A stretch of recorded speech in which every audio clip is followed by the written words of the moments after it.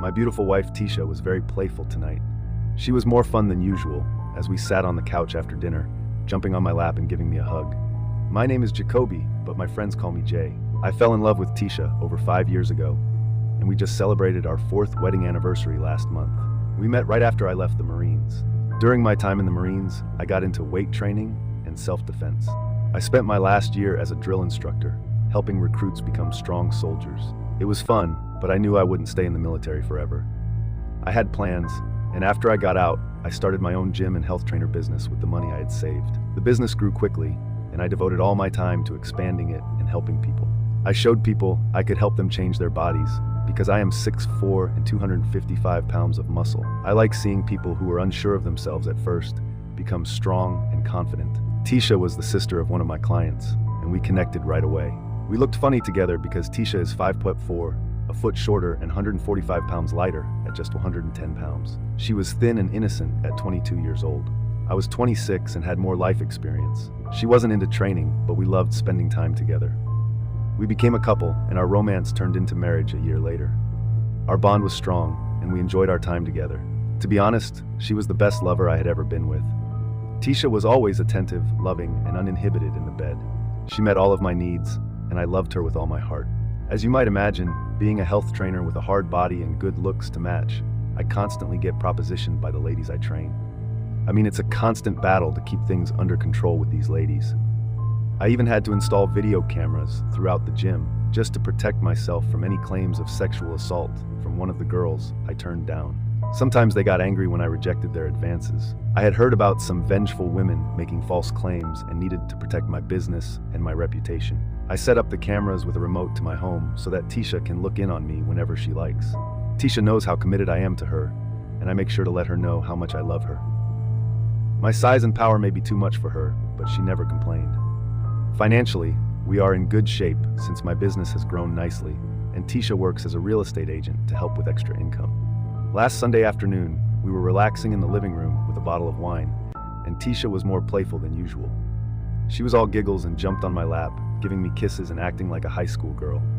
I had to admit, I loved the attention when she acts like this. She always knows how to make me feel loved. Things took a very fast turn for our relationship when the reason for her playfulness and extra love was revealed.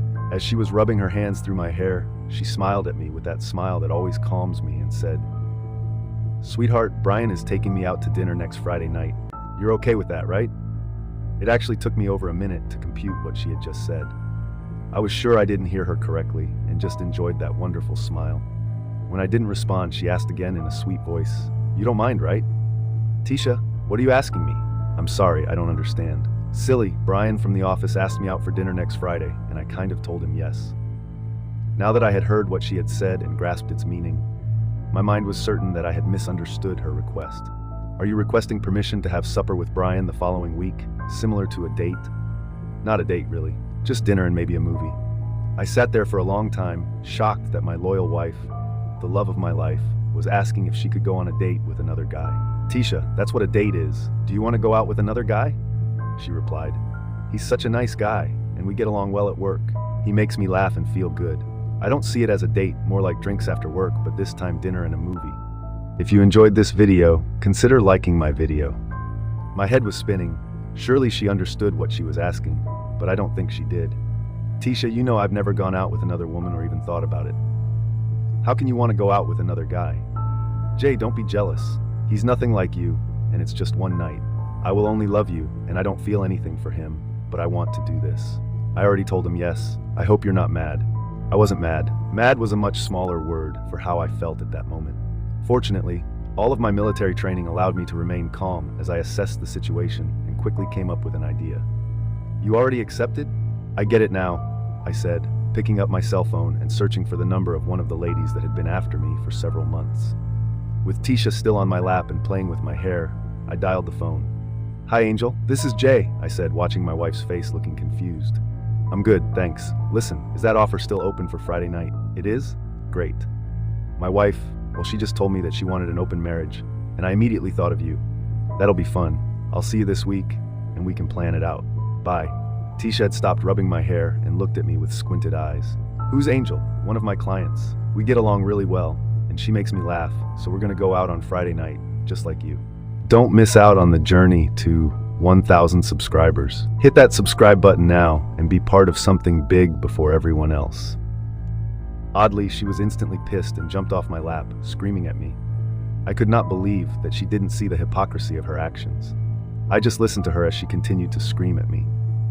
I can't believe you're going with some girl. Probably a slut. I won't stand for you cheating on me and going with other girls. I tried not to laugh, but it's okay for you to go out with a guy from work? How is it different? It was just a night of fun for you, and now I want the same. Tisha, I've never wanted to be with another woman until you told me you wanted to be with another man. Do you really think I'd let you go on a date and just stay home alone? She looked at me sadly, like she'd lost her favorite puppy. I went on, you started this and we're gonna see it through. You'll go on your date with Brian, and I'll go on my date with Angel. Whatever happens, happens. I hope we can stay faithful and keep our marriage strong. After Friday night, I'll be sleeping in the guest room, and sex between us is out of the question until I decide if I want to stay married to you. The thought of you wanting to be with another man hurts me too much to even want to touch you right now. I feel nothing for you. Tisha was crying and angry at the same time. Usually, I would have held her and tried to comfort her, but not after this. I waited a few minutes for her to calm down and continued. Next week, you and I are going to counseling to figure out why I'm not enough for you. And maybe, just maybe, if you can make me understand why I'm not enough for you, then perhaps we can stay married. But let me make it clear, whatever happens now is all on you. The thought of you even wanting to be with another man makes me want to divorce you this instant. But I'm mature enough to work through this. Depending on what happens Friday night and how we feel after going out with other people will determine our future. Just remember, Tisha, whatever happens is all on you and your decision to go on that date with Brian. I have no intention of canceling my plans, and you'll have to live with the outcome, whatever that may be. Still crying and confused, she didn't say anything and left the room. About 10 minutes later, I heard her on her cell phone talking to her sister, which I anticipated. I guess her sister told her she was out of her freaking mind, because an hour later, she came back to me acting sweet and innocent again. Sweetheart, I might have made a mistake about going out with Brian. I'm gonna cancel it. I don't want to be with anyone else. That's your choice, Tisha, but you've started something that I plan to finish. You can go out or stay home, but I'm not canceling my date with Angel. You told me how much you wanted this and hurt me on purpose. The only way for me to deal with this is to see where it leads. Maybe you're right, and we need to start dating other people and have an open marriage. You need to understand that there are always consequences for your choices. This was your decision, and remember, you accepted his date before talking to me. That hurt, and I can't forgive that. She tried to explain again. Jay, it wasn't a date. You need to believe me. It was an after-hours thing. It's not that important. I'll cancel it. Can't we just go out together Friday night? I ignored her, grabbed a beer, and headed out to the patio for some peace.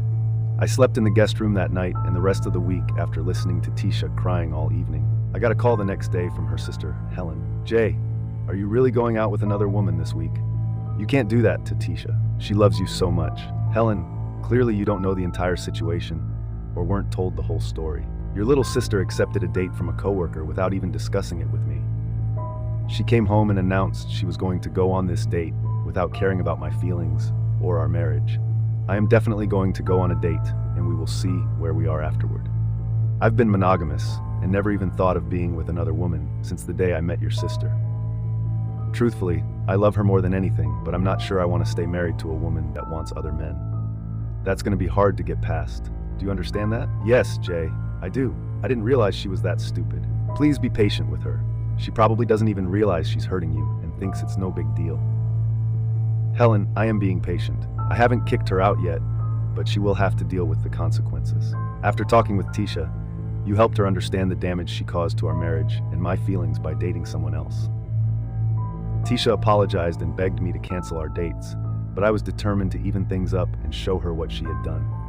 Hearing your wife wants to date another man is something I hope no other man has to hear. Please don't judge my decisions until you've been in my shoes. If it happens to you, tell me how to stay patient and forgiving. No way. I made plans for Angel to pick me up that night so she could meet my wife and know it was okay to go out with a married man on Friday night. Even though Tisha didn't want to go out with her coworker, I insisted she honor her commitment with him. She didn't like me calling him her boyfriend and tried to assure me he was just a friend. Tisha dressed nicely for her date with Brian, wearing a cute dress and looking her usual pretty self. At least she didn't try to look hot for the date, which gave me some hope for us. She was nervous about meeting Angel, but I insisted she'd meet my date to reassure her about our open marriage. She argued with me about the open marriage, but I ignored her. I was being difficult, but in my mind, it was justified. Tisha's eyes popped out of her head when Angel came in at 6 p.m. Angel was the total opposite of Tisha. Tisha was a petite, small girl, and Angel is 5'10" and in great shape from all the training. Her large C-cup melons were spilling out over her dress, and she looked incredible standing next to me. I wore my tight-fitting sports jacket that revealed my muscular body. I even made Tisha take a few photos of us together before we left, which really pissed her off. We made a good-looking couple, and we could have been posing for the cover of a sports training magazine. I saw Tisha seething with anger and jealousy, but there was nothing she could do. She finally realized that she might have uncorked a bottle that she may not be able to close. I was laughing inside when I introduced them and heard Angel say, "Jay told me all about your open marriage, and I'm happy for you. I've been after this hunk of a man for the last year, and I was so excited when he called me. Someday I heard you also have a new boyfriend. Good for you." I could see Trisha's head about to burst into flames, but she couldn't reply fast enough because the doorbell rang and she realized it was Brian. She got all nervous as I opened the door and let him in. I was a little surprised to see who she was going out with. Brian was maybe 5'5" and almost as tall as Trisha in her 4-inch heels. He was not an attractive man. I had no idea what she was thinking. He weighed maybe 150 pounds, was losing his hair, and clearly not a physical threat, but still posed a problem in our relationship. I think the poor guy was going to piss his pants when he saw my massive body towering over him. His hand felt small, cold, and sweaty as I gave him a strong handshake. For fun, I said, "My wife is ready for your date night. Have fun." He just nodded and looked at Trisha for help. Angel and I laughed as we left, knowing Trisha was going to be upset. I didn't feel bad and hoped it would all end well. When I got home around 6 a.m. the next morning, Angel dropped me off. We had a long, warm goodnight kiss in the driveway, which I was sure Trisha saw from the window. Angel and I had a nice dinner, went dancing at one of her favorite clubs, took a walk on the beach after the club closed, and then had breakfast before she drove me home. It was an interesting night. She was fun to be with, a great dancer, had a great sense of humor, was good as hell, and a spectacular kisser. We didn't go any further than a kiss, but there was a chemistry there that I knew could lead to a very exciting relationship. However, Trisha was the only thing on my mind that entire night. When we were dancing, I thought about my wife. When we were on the beach, it brought back memories of Trisha and me in Hawaii. Every moment, except for the goodnight kiss, was filled with thoughts of Trisha, both happy and sad at heart. I walked into my house wondering if it would ever be my home again. Trisha was up waiting for me when I walked into the house. As soon as she saw me, I was greeted with a nice kiss. "What else did you do all night?" she asked, ignoring her remark. I said, "Good morning, Trisha. How was your day? Brian seems to be a nice guy." "Did you screw her?" she howled in an angry voice. "Trisha, it was only our first date. You should know me better than that." "First date? Are you seeing her again?" she snapped. "I don't know. Are you seeing your boyfriend again?" "Of course not. I don't want him. I want you." "Well, you wanted him last week. What changed?" I asked. I realized that I was an idiot and thought I could go out and just have fun with a guy, just like I would with one of my girlfriends, just hang out. "But you had to take out that supermodel and stick it in my face," she said, crying into one of the tissues that littered the couch. She must have been there all night, crying and waiting for me to return. It was clear that she now understood what she had done. Maybe she didn't see him as just a friend, like one of her girlfriends. He wasn't a threat, and I might have overreacted. I'm still shocked that any woman could think her husband would be okay with her going out with another guy, even if it was innocent. I took her in my arms and held her close. "Trisha, I love you, but I can't live with a woman who wants to be with other men for any reason. I won't tolerate cheating. If it happens again, if you lie to me or do it behind my back, I will kick you out and divorce you on the spot. Do you understand?" She threw her arms around me and kissed me. "Yes, baby, I would never cheat on you, and I never wanted to be with anyone else but you." This was different. "You still didn't tell me how your date with Brian went." "What happened?" I asked. "It wasn't a date. What you did with that Barbie doll was a date. We had dinner, but he was so shaken up after seeing you and hurting his hand, he took me home right after dinner. It wasn't fun, and I had a terrible time. He dropped me off before 8 p.m., and I've been here thinking about what you were doing with her all night, then seeing you kiss her like that."